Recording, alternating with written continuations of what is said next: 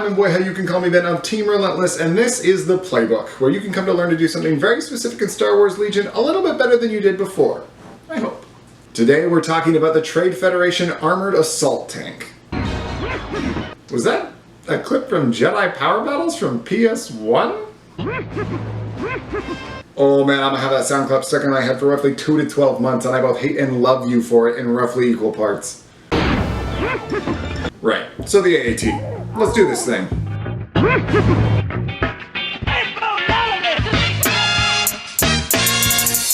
So the AAT is in the sweet spot for Legion right now. Not only does it meet the rule of cool, I mean, look at that hotness.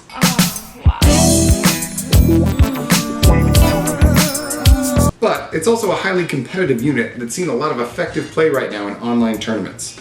The first decision you have to make if you're going to play this bad mamma jamma is, number 1, weapon loadouts. So you should almost certainly staple high energy shells to your AAT. I believe you have my stapler. It's points efficient and stacks wonderfully on top of the laser cannon, since they both fire at range 2 to 4 and have high velocity. And honestly, that's it. HE shells, and you're good to go. Hold on a minute. But wait! I hear many of you thinking, sometimes this other thing is also good. Okay, settle down there, little Annie. Let's talk about some other upgrades that are worth considering. AP shells. If you think you're going up against other armor and whatever meta you're currently playing in, this is a legit choice, but otherwise, leave it behind. Lockdird. TBH, I love this little Neomoidian Snorlax on my AAT. Putting 4 suppression on something at range 4 with a single activation is super hot. But the problem is, it's really not that big of a deal for a lot of competitive lists right now to deal with 4 suppression. In any case, if you do use them, a standard opener is to move and shoot with the HE shells on turn 1. Turn 2, tap lock and fire with the main gun twice. Turn 3, fire with the HE shells in the main gun and then recover. After that, what you do depends on the board state, but you'll have all your options available to you again. Pilot.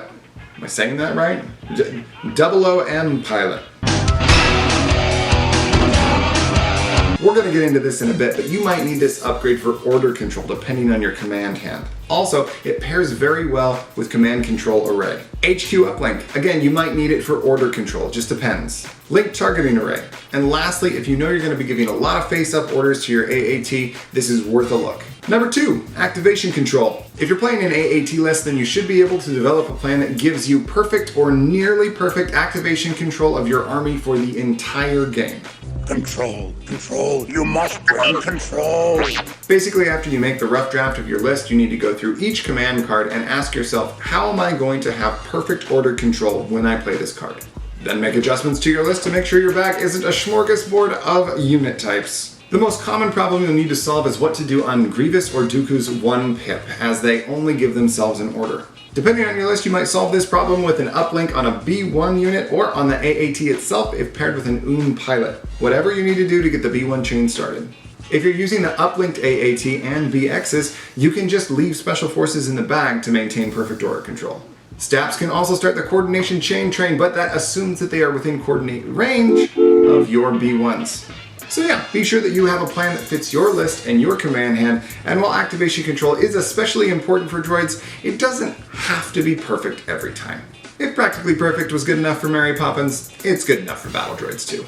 Mary Poppins, practically perfect in every way. Number 3, delete and retreat. There are a fair number of objectives in Legion that are likely to result in a tie on victory points. If you're playing a game in which you think there's a good chance that the winner will be determined by points destroyed, you have a massive advantage when you're playing with an AAT. A single move in one direction with the AAT takes you 8.4 inches. That's almost 1.5 range bands. That means you can go from beyond range 5 to at range 4 and unloading on your opponent.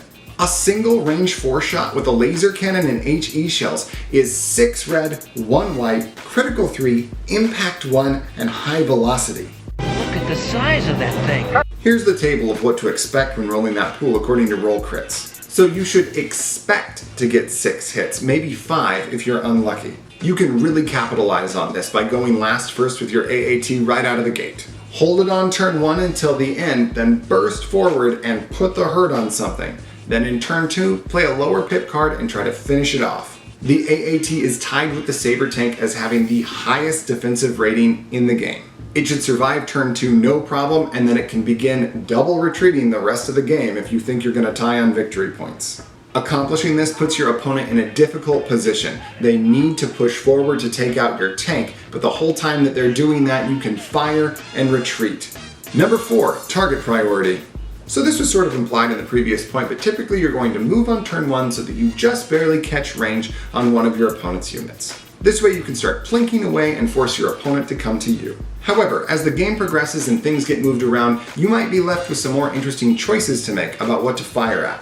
Ideally, you're going to shoot wherever you're likely to deal the most wounds, all while paying special attention to when you could completely eliminate an activation from the board. But also there are some lists that want to just charge your AAT, get inside range too so you can't fire your big guns at them, and ruin all your fun.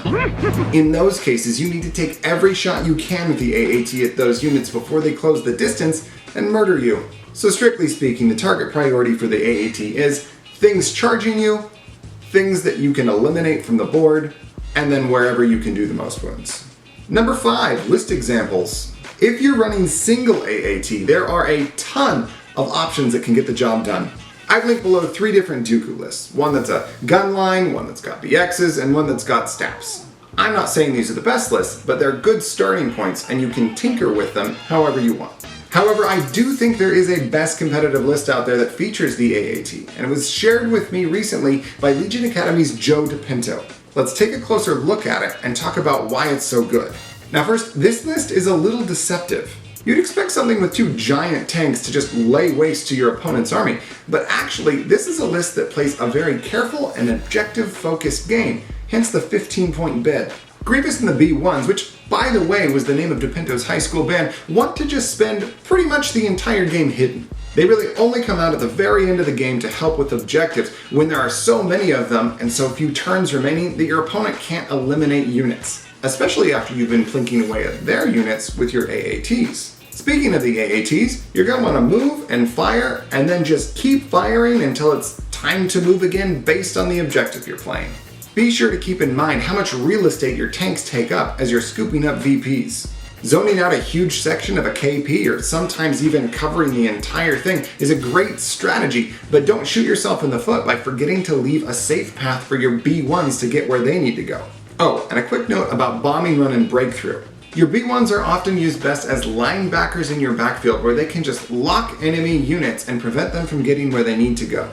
So yeah, thanks again to DePinto for sharing this list, which I feel is the most competitive list for someone wanting to play AAT right now. Bonus! Remember that the AAT has AI attack, so if you leave its order token in the bag, you can't double move to an objective or something like that. Remember that at least at the time of filming this, that strafing is not considered a standard move, so if your AAT gets disabled, it can still zoom all over the place by double strafing. Remember that you can't displace emplacement troopers, creature troopers, or other vehicles, but that everything else had better move out of the way for that big old base. Because you know I'm all about that bass. Remember that you can use Arsenal to fire your anti-personnel laser cannons twice if something charges inside the minimum range of your big boom boom laser cannon. Summary. Let's review. Number 1, always bring HE shells. Number 2, have a plan for activation control. Number 3, delete and retreat will win you tied VP games. Number 4, target things charging your AAT, eliminate activations, and then deal the most damage. And number 5, there are lots of good single AAT lists out there, but probably the most competitive list is the Grievous Double AAT list. Now you know how to run the AAT better than before. I hope. If you liked the video, please prove it, and subscribe. If you're into that sort of thing. I'm Mbweha, you can call me Ben of Team Relentless, and this has been the Playbook AAT.